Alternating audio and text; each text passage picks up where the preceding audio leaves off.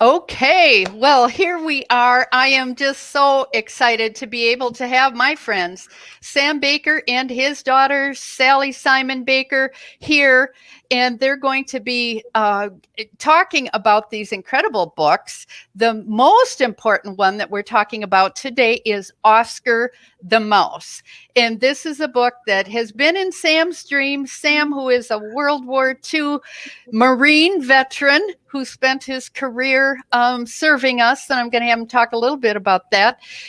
He has had this dream of writing books, so he did one 2 years ago, Silly Adventures of Petunia and Herman the Worm, which is a chapter book. We'll talk a bit about that. And now he's working on Oscar the Mouse. He's written the book. He's got it all set up, but he's doing a Kickstarter, which is so exciting. He has met the goal, but that is, there we go, Sally. Thank you. But we really want to spread this thing around to the world. And the more that we can get people investing in this book, the better it's going to be. So welcome, Sally and Sam. And Sam, I'm going to turn to you first. So tell me a little bit about, when did you go into the military, Sam? How old were you? And dare tell us what year that was. That was in 4 months after Pearl Harbor, 1942. I was 19 years old when I joined the Marine Corps. Wow. They let me, I was in college. They let me stay, and I went into active service in September of 43. Wow. Where did you go first? Camp. Okay. Boot camp at Paris Island, then the officer training school at Quantico, Virginia, and shortly after that, overseas. First to Guam and then to Guadalcanal after the fighting, and then from Guadalcanal to Okinawa invasion. I was the third wave, but it wasn't defended. The beach wasn't defended, so we landed at 8 o'clock, and by 12 noon we were unloading the ships. Wow. And we left Okinawa, went back to Guam. When the war was over, I went to Tsingtao, China for 9 months. Wow. And then came home and discharged and joined another service now called NOAA Corps. And I rose to the rank of 4 striper captain and retired after 30 years. Oh, my goodness. And you were even up here in Wisconsin for a short period of time, right, Sam? Yes, in 1952, I was at Lady Smith and one other little town doing survey work as an officer on the crew. And that was awesome. I remember I didn't drink beer, but the crew members enjoyed because there were so many little home brewers there. And one man made 12 cases of beer a week, and he said had all of them was sold. So It was fun. And Wisconsin is known, if you look at the statistics, Wisconsin is one of the top in the nation on drinkers, binge drinkers in particularly, like cases at a time. So, yeah, you came to the right state for that kind of thing, Sam. So you retired a long time ago, and now here you are at the age of 97, almost 98. You're going to be 98 when? The 26th. Of August? Yeah. Yes. That is okay. Well, we should just be saying 98 then. My goodness, that's really close. And you wrote your first book at 95. When did this idea of book writing come to mind? Oh, sorry about that loud motorcycle. When did you decide to start writing books, Sam?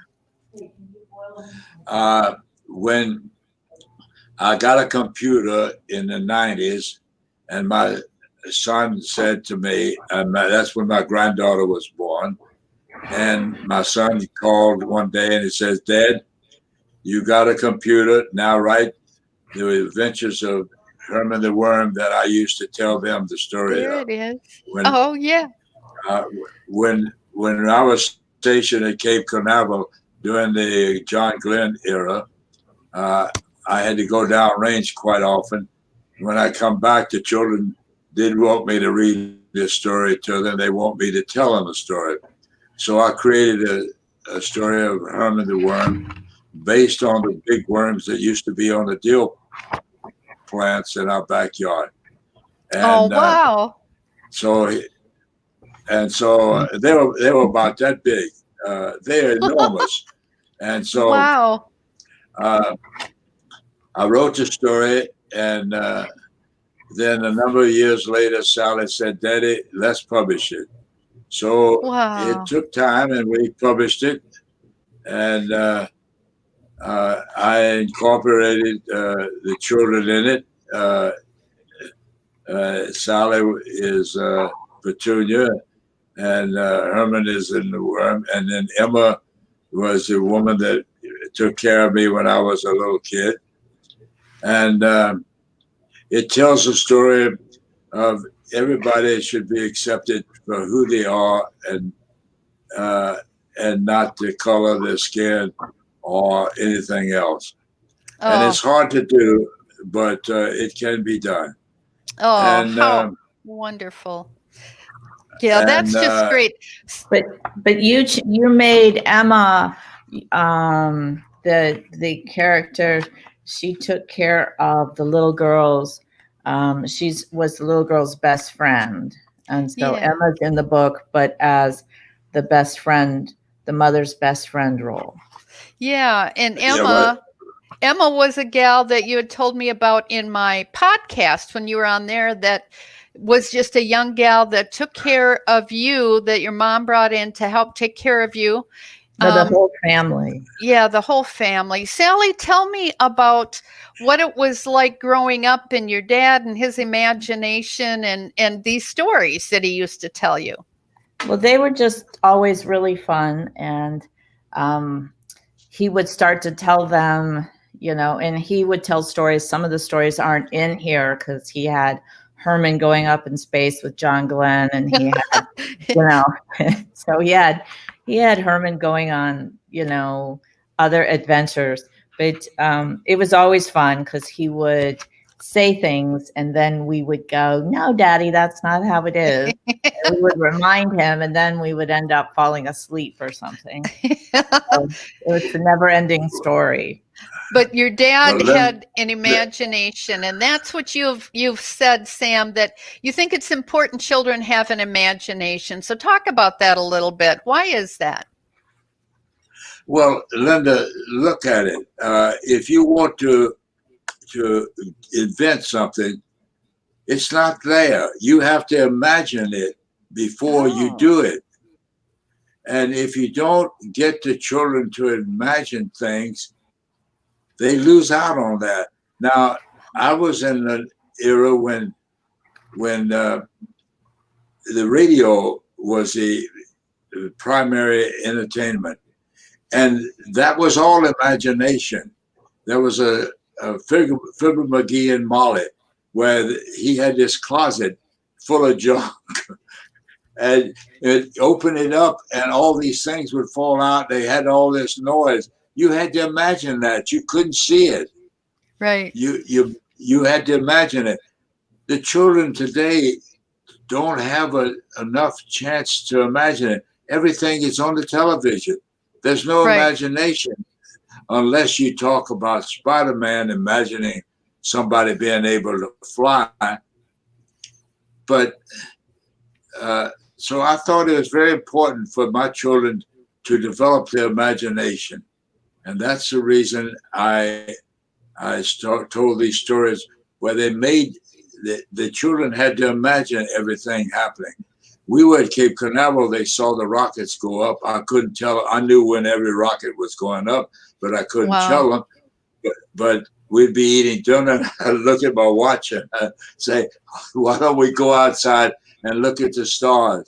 And 2 minutes later, we see this rocket go up from the Cape. Oh, look, Wow. there's a rocket going. Oh my gosh, how awesome that they, was. they they never put the two together, but You thought that was the they, stars, huh, Sally?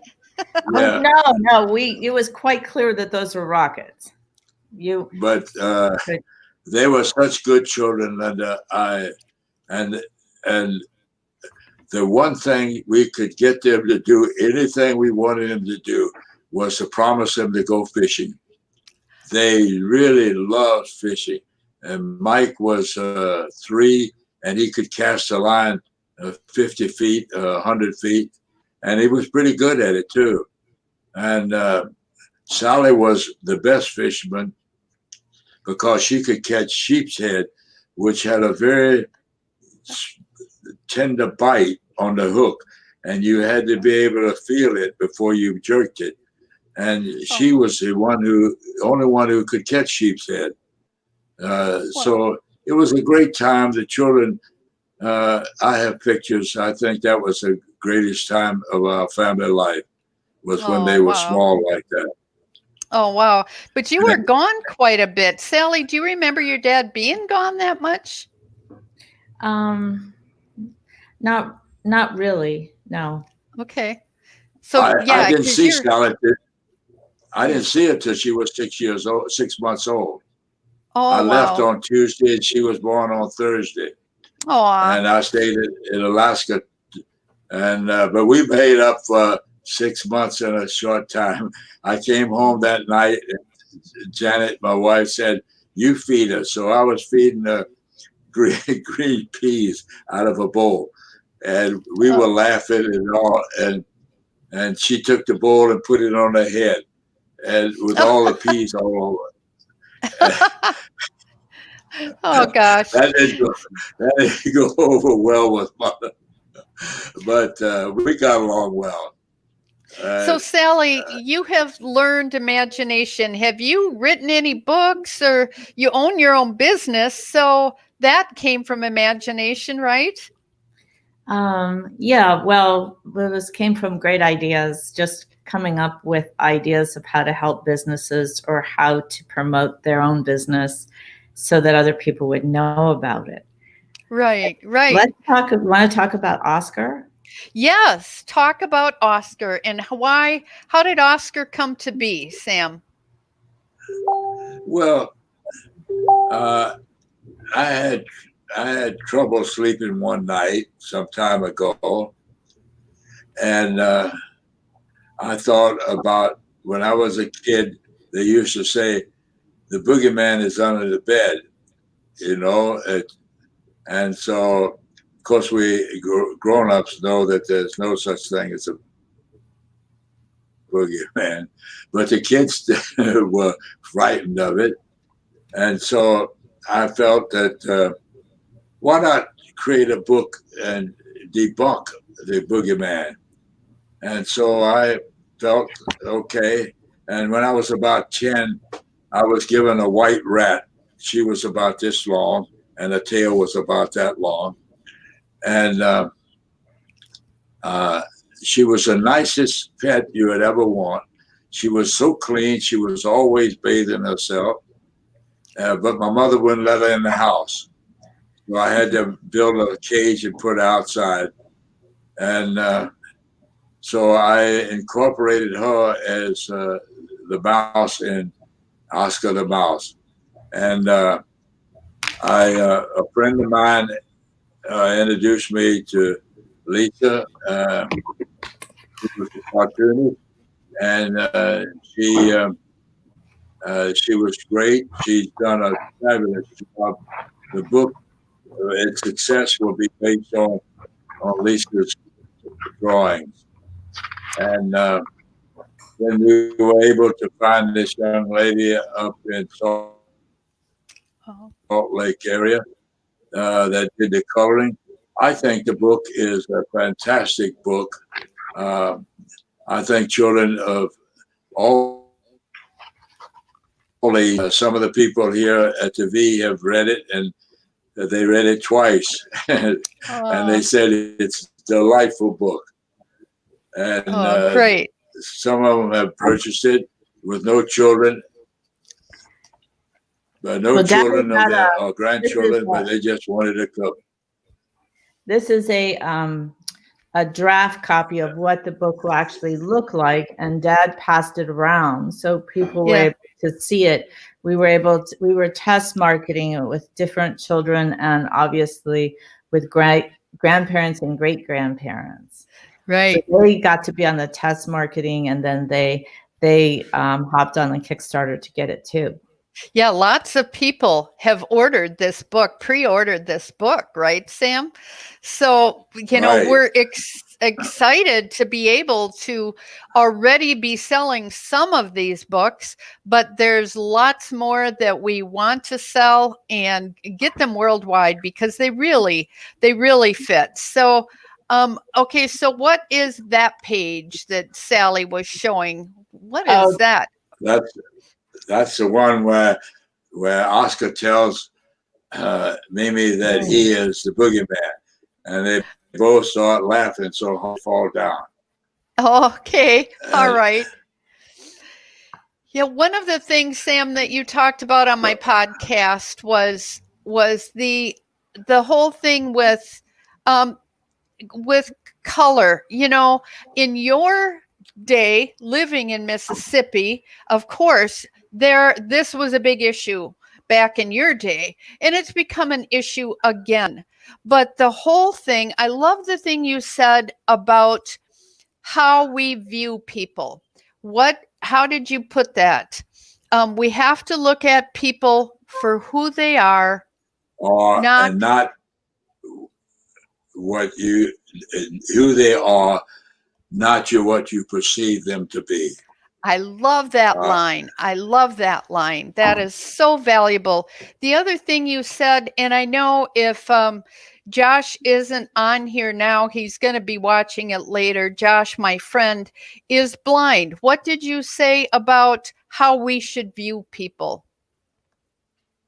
Well, Josh sees people by recognition of their voice and how they treat him. He sees nothing else. Right. And so that's the way we should treat people.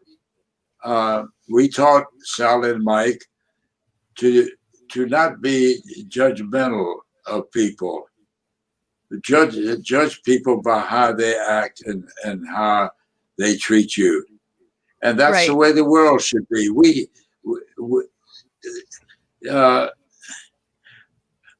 I didn't see a lot of frontline action in the war, but wars are hell, and we don't need them. Right. If you look at one person or two people, Stalin and Hitler were responsible for about 40 million people being killed during the war. That's unreal. Yes. I mean, why take the lives of 40 million people, some old, some young? Look at the graveyard. Sally and I visited her uncle's grave in Anzio Beach in 1957. 4,800 crosses and stars of David. It's unreal, Linda. Yeah. These are young people who never had a chance to develop their lives. Why? Because somebody had an idea that he wanted to control. Right. We must we must set the world up to prevent that. And if somebody wants to start a war, there are ways we should be able to isolate them and just say, okay, you fight a war among yourselves, but not with us.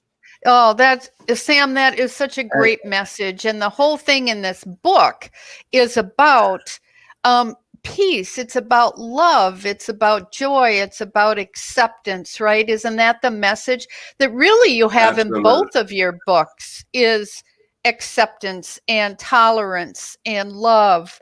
And that should be the most important thing, right? Absolutely. I think people wouldn't really say tolerance because with like Little Herman the Worm, everybody fell in love with Herman and nobody tolerated Herman. I don't really like the word tolerance because you don't want to tolerate someone. You just want to appreciate them, or understand them or whatever. But but everybody fell in love with Herman. And people were confused because, you know, it was a little worm that had hands and a face. I'm sorry, I'm not as good on this. It's backwards. Backward. Hands and a face, and he could talk. And people were like, well, that's a cartoon in real life. What do I do with it? Yeah. You know, once they got to know him, then everybody loved Herman because Herman was such a sweetheart, you know? Yeah, So, that's you know, so. who played piano in the house that had a worm on it? Were one of you a Well, piano player? This is a Petunia, and I was supposed to be a piano player, but I'm an okay piano player. Okay, all right, great. Now, Well, it was Sam. Linda. Yeah, Linda, when Sally was about 12, she wanted a piano. She wanted to take piano lessons. So we bought a very nice, expensive piano, and it was delivered to us, and in Maryland. And she took it for about a year and said she didn't like it anymore. But we had an old piano in our home in Mississippi, and chopsticks was about the only thing we could play. Oh gosh, yeah, I played chopsticks too. Now, Sam, can you tell me the difference? Somebody had asked that. What is the difference between the Silly Adventures, the Petunia and Herman, is a chapter book, and this one is for little younger children. Can you talk about what a chapter book actually is, Sam? Well, chapter book is that you take phases of the story and you write about that phase, and that's a chapter. Then you can jump to the next one because it's another chapter, another event. Okay. Okay. In Oscar the Mouse, it's a one-day book. Everything happens within a day. Okay, got it. And this is an early reader book for children that are just learning to read, to spark their imagination and get them excited about reading. And this is for children that are past early reader books and wanting to go on to the next stage. So then it's won some awards, and it's a wow. really good, it's a really good little book, and has some great character development and about the growth of Herman, and then and understanding why he would eventually turn into a butterfly. So it's a really interesting book on a lot of different levels. About how many pages is that book, Sally? It's about 100. Wow, that's a nice big book for kids. 106. Yeah. Wow. Well, Linda, the worms that were on the deal plants were the ugliest things you ever saw. And if you when I went to take them off to put them in a shoebox, they would spit at you. And so, really? and yet, about 2 weeks later, they were going to Puma stage, and it come out as this black swallowtail butterfly, just absolutely gorgeous. And they would get on your finger, and I'd take them outside, and they would dry off. The wings would dry, and then they'd fly away. They never came back. Wow. They never came back to me. And I didn't think that was very grateful, because I took care of them. But nature would have taken care of them too. But well, even that is a message, I think, as far as how we perceive someone to be isn't always what they're going to become if given the opportunity to do something different. Ralph is writing, I want that book. So we're going to have to get that book for Ralph. Yeah. So again, back to our perception of things. You thought that was an ugly creature until it became a beautiful butterfly. And what a great message again for all of us in how to do that. Now, Sally, can you talk about what is this Kickstarter thing that you've started for your dad, and how do we get involved with that? Okay, so I didn't know about Kickstarter until I was working with Authorpreneur Central. They're a wonderful, incredible group of two people that are only 26 years old. They've published a bunch of books already as super young people, and they decided to open a company to help people publish books and not get ripped off and not spend a lot of money. And so, you know, we can reach more people and donate books and do other things. If on a Kickstarter, it allows us to buy books in bulk. So the more we make, the more books we can buy. And Kickstarter is a place for people with dreams, and they have unusual products. And some people have products that they've come back to market with multiple times. Like there's a few bicycle helmets that they perfect, and then they show them to the people on Kickstarter first and let them buy it at a cheaper price and that kind of thing. And you get extra goodies on Kickstarters that you don't usually get, that you can't get on Amazon. So, so yours truly will be filling all the goodies. Okay. So but what? Like, that's what that. So it has different tiers of levels, and you can get different types of prizes and things, or you can, to support the book and being born. So that's how that is. Okay. So if people go on Kickstarter, and I do have that link on my first post, if you look at the first post under this, you can get to that Kickstarter link. And when they get there, you're going to see Sam talking a little bit about it. You're going to see the little video about the book. But Sally, what are some of these levels, some of these prizes that people can get? Well, they can get a book, and they can get bookmarks and stickers and other kinds of cute things. And for your audience, we'll make sure that they get some bookmarks and stickers. And, and so those are on their way. They haven't, they take a while. So I ordered some, and just so I could have them and see what they look like. And all that. So those, they're different little prizes, and we should have something where, maybe we could win where somebody, dad, throw an extra prize where dad talks to somebody.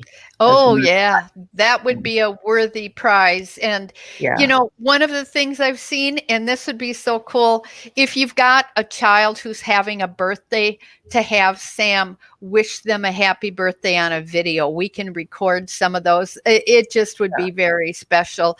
But these different levels, you're going to get a better deal than if you wait till it's on Amazon, right? And then you're just going to need to, you can order them on Kickstarter. Now, Kickstarter is done on Thursday, the 7th. Right. And don't let it discourage you, folks, to see that, he met his goal. Well, his goal is just very basic, minimum, and people have put money into it we need more people to put in there so we can put more books out there. And I say we, because I'm very invested in this. This is just an amazing project. Sam's an amazing guy. Sally is as well. And I truly, the way the world is right now, between the pandemic and the racial stuff, we're in a mess, and we need some positive, fun, happy, joyful stuff, which is part of your goal too, right? Sam, you've been through a lot. Didn't you go through that first pandemic back in the day? The Spanish flu, wasn't that during your time? No, I think was that before you? Born then. My sister's 101, and she was born in 19, so it was just over when she was born. Okay. But he had scarlet fever. I went through the Depression in 1929 when I witnessed. I was 7 years old, and I was able to witness the fact that my parents lost every nickel they had. And we went from having ample amount to having nothing. And I got a paper route at age years old, and I was a little kid. I didn't grow up until I went off to college. I gained 2 inches and 20 pounds in the first 3 months of college. So, I earned $1.50 a week, and Wow. that was a lot of money. And And you I did gave it all young to my mother. Wow. That's amazing. And I think that's one of the things too that I was impressed on how you brought that experience of stepping up and being responsible into, and I'm sure Petunia, which I haven't even read that book yet, but Oscar the Mouse, you bring in that sense of responsibility that you learned young, and right? You brought that in Right. there in teaching in Oscar the Mouse how she had to take care of Oscar, right? Right. Yeah. And we bought a puppy, a little beagle puppy, when the children we were at Cape Canaveral, and Mike was about 3 and Sally was 5, and You better take.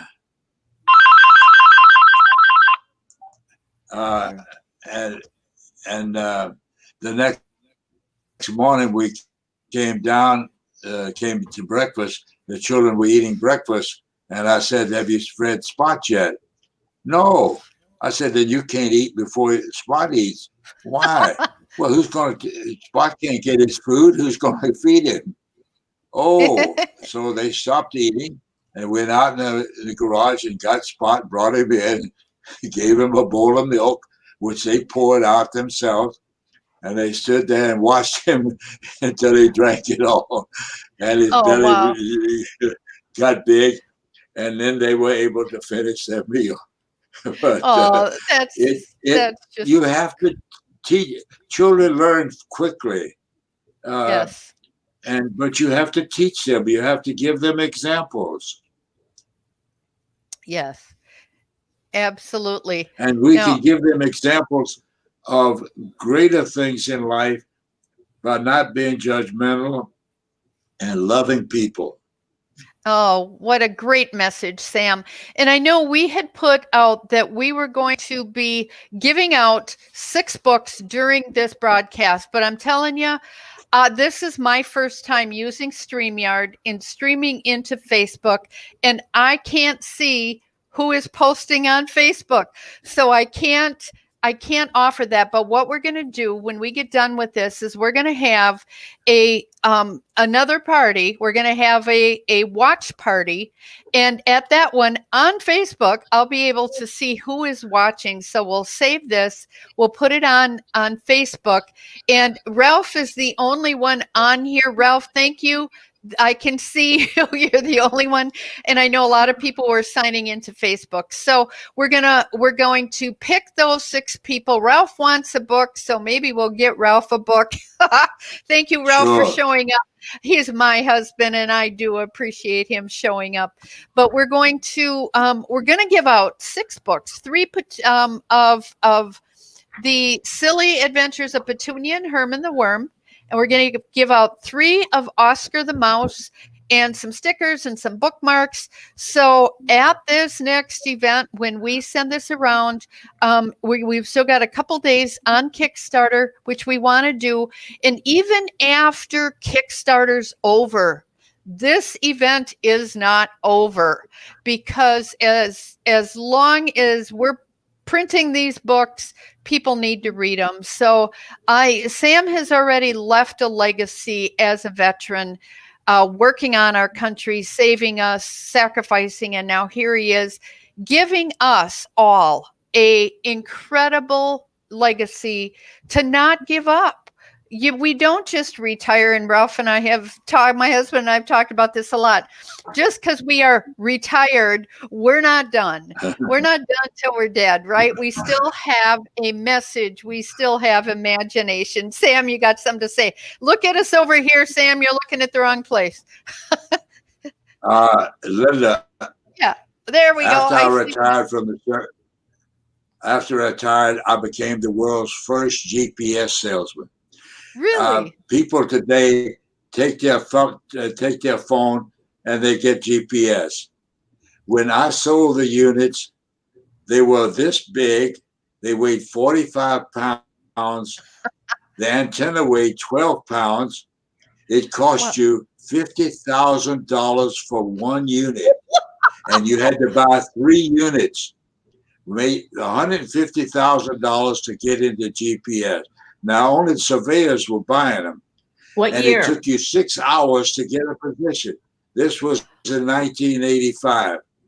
Wow. And I sold all I could get. All that Charlie Trimble from Trimble Navigation could produce, I sold.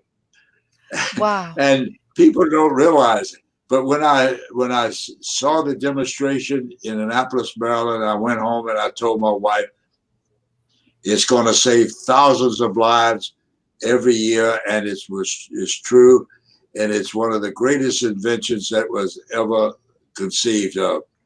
And I don't know, I hope that people in the Air Force that developed it were justly rewarded. Oh, what an amazing! Isn't this amazing that on this phone, how many marriages are better today because we've got a GPS and we don't have to fight about which direction to go, because that can be a real no, we go this way, and oh my gosh, all the driving around we've done over our lives. So what a great message. Sam, I can't tell you how much I appreciate you being, here talking on my video, on my podcast. I wrote a blog about you. You've been in the newspaper. You're a famous guy. Now, do you have an imagination about your next book, Sam? Are you thinking about your next book yet? Yes. There was a vet from the Phoenix area, Don Casey, who was a terrific guy, who was a Marine on Okinawa the same time I was, but in a different division at a different landing. I got to know Don quite well here. And of course, Oscar is going to overeat. And so Oscar visits the vet is the next one. Oscar visits the vet. Well, I thought we were going to do something about school, goes to show and tell or something. Well, we will, but listen, Don is sick. He's got all kinds of them. He's got all kinds of them in mind. Yeah, well, we hope to make a series of Oscar books, and that's one of them. Linda, I want to thank you profusely for what you've done today. It's been a delightful experience. You young people grew up with the computer, and so you know how to operate it. I know how to turn it on. I know how to turn it off. And I get my emails, and that's about it. Oh, I do know how to go to Word and to type a letter and to print it on my machine. Yeah, but you also know how to use your phone pretty well. Well, and Sam, I'll tell you what, I had an easier time getting you on this broadcast today than your daughter, Sally, who is a marketing expert. So, and here you are with your little headset and you're answering the phone while you're on the TV. And I'm just, you're good. You're really good. Thank you. And I want to thank Margie for showing up too here. So we are going to give some books away. Thank you so much, Sam and Sally. We're going to have parties, and I can't wait I want to interview Sam and hear more about his life as a veteran. I've had some people that have said, I don't know any World War II veterans. I want to know more about what that is. So I want to document Sam's life. I think he's just a delightful man. And I pray that I can get to be your age and still writing books. I'm an author too. I just finally got my second one done, and I'm about 30 years younger than you are. So I hope I can live another 30 years and keep writing and keep changing the world. So Sam, Sally, anything else you guys want to say that I missed? Yes, one of the greatest things I find for the computer is spell check. Isn't that great? Isn't that amazing? If I had just had spell check in high school and in college, I could have gotten so much more sleep. Yes. Yep. Because I wouldn't have had to. My dictionary was all worn out by the time I finished college. Oh, yeah. And the other thing I love is being able to talk into it and it types for you. Now you got to watch out so it doesn't do bad words when you're talking, but that's another great tool. So I'll be looking forward to seeing launching this and having another little launch party on Facebook and sending this video around. Thank you, Margie, for tuning in, and Ralph and all the rest of the people that I'm sure are on Facebook and other places. But God bless you guys. Keep doing it. It's just such a blessing, and I can't wait to read them both and have them in my hands and give them to my grandkids. And I got 3 great grandchildren now, and they're all getting one. So thank you both. God bless. Good.